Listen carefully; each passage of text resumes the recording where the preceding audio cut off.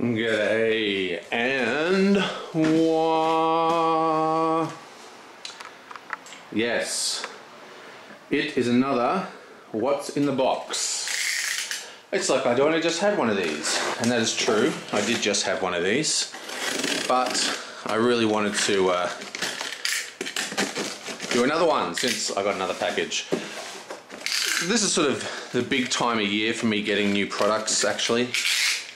Everyone, my birthday is just around about now, and everybody just goes straight to the geek and looks at my want list. Firstly, we have opening moves, the new Netrunner pack. Awesome. I'm going to do, now that I've got this, I'm going to do a deck that I actually think is a functional and good deck.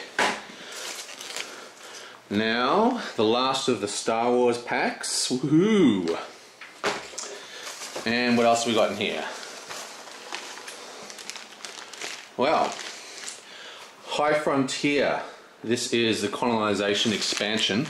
As you can see, it's a pretty low quality in inverted commas game. Very good game though. And of course, to go with it, we have High Frontier itself.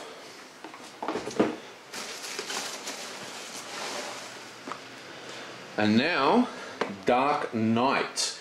Now this is actually a boxed edition of Victory Point games. Now I'm not a huge Victory Point game player, but I see Kalmasar playing these all the time, and or the Lonesome Gamer, that he calls himself. Anyway, and they're always pretty good, well most of them are. So I was thinking, give this one a go. Woohoo! And Yggdrasil. I've been trying to get hold of this forever. It's been out of print. It's a solo co-op game. I'm going to play this on my channel. And finally,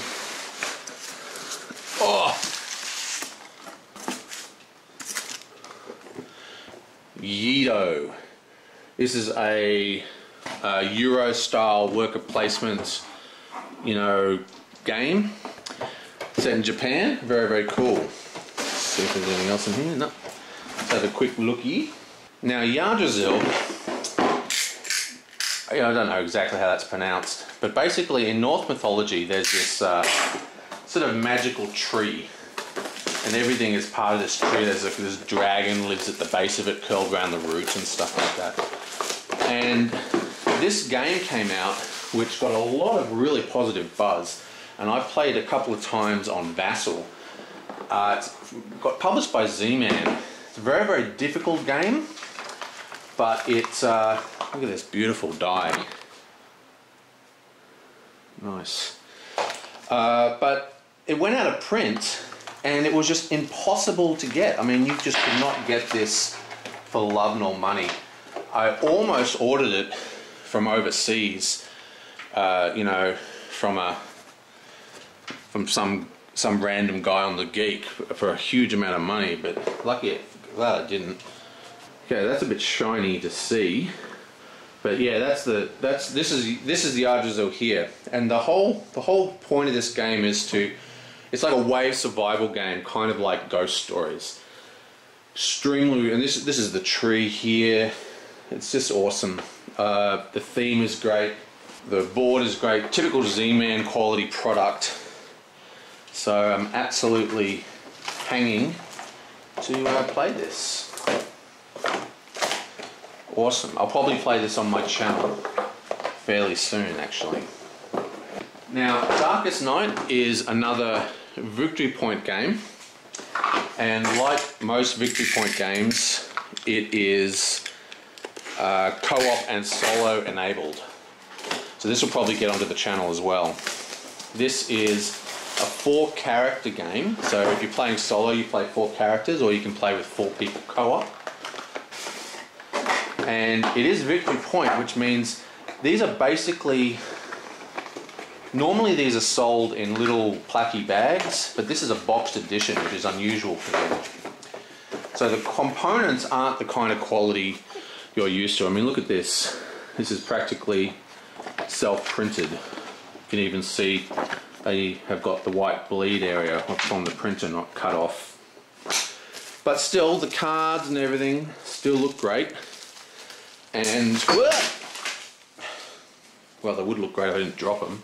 And it's like a lot of these sort of RPG type games. Event-based, all these little things go on. All sorts of cool stuff. Now, this is a very cool game. I have not played it, but I've heard good things about it, especially Marco gave it a good review. And as I said, I've seen a lot of playthroughs by the Lonesome Gamer of various Victory Point games, and they've always seemed very, very cool. I've been meaning to buy a Victory Point game for a long time. So, this one won.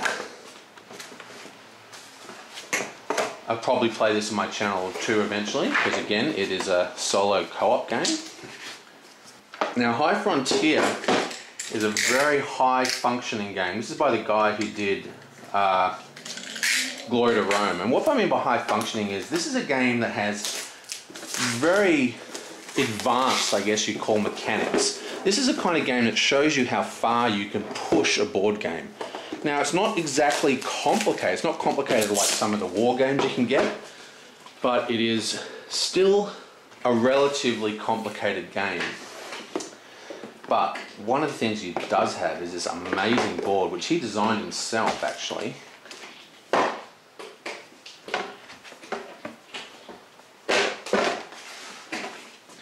Look at that. So the way this works is, see all these lines connecting everything? This is like the solar system, and as you move around, you need to calculate your thrust and build your ships, and you do all these calculations, and you get like fling shot removers if you go around things, and you've got to move all over the place. Very, very interesting game. It's colonization, well, not colonization, but there's now a colonization expansion. But still, very, very cool. I actually thought the board was going to be a lot bigger. Still, it's awesome. And here is the expansion for colonization. And finally, Yido. This is standard worker placement game.